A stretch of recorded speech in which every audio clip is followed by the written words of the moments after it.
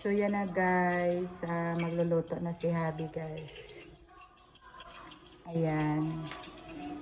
So yung lulutuin namin guys is yung ano lang, chicken, fried chicken wings.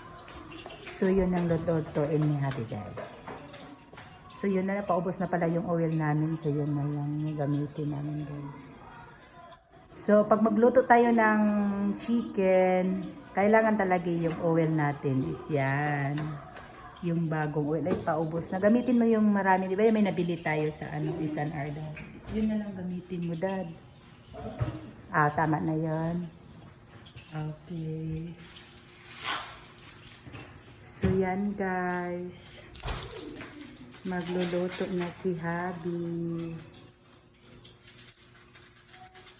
Simpleng buhay, simpleng ano lang. So, yan guys, baka magtaka kayo bakit kami ang gumagawa ng lutuing bahay. Kasi, yung kasama namin sa bahay, stay out lang siya guys. So, pag may ginagawa siya dito sa bahay, after uuwi na siya. Kaya pag gabi na, wala na, kami na lang guys. So, kami ang nagluluto ng pagkain, si Habi ang nagluluto, naghuhugas, nagtulungan din kami guys. Kasi maawa ka din na ako nag-aalaga din ng mga bata siya. In charge naman din sa kitchen. Pero may time kasi na gusto ko talaga magluto. Ayan, nagluto. Pero most of the time, si Habi talaga ang nagluluto guys. So tingnan natin guys.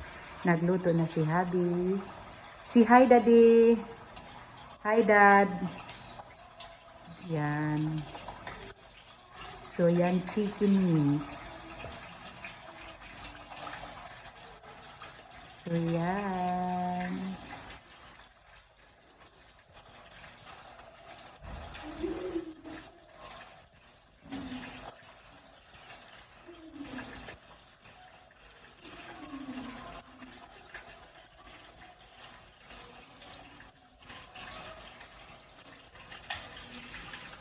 So, yan.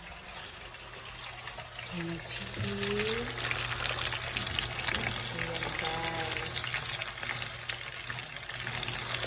So, yan yung mga namin, chicken. So, yan. I-on mo yung ano, Dad, para maano ka. So, yan, guys. So, hintayin natin na maluto yung ano namin. So, yan yung ulam namin tonight, guys. So, yan. Linis na si Habi. So, yung oil namin naubos kasi nalagay yun doon lahat.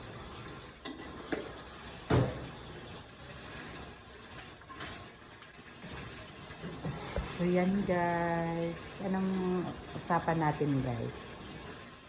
So, yan. So, hintayin na lang natin maluto. And then, bye Dad. Say bye Daddy.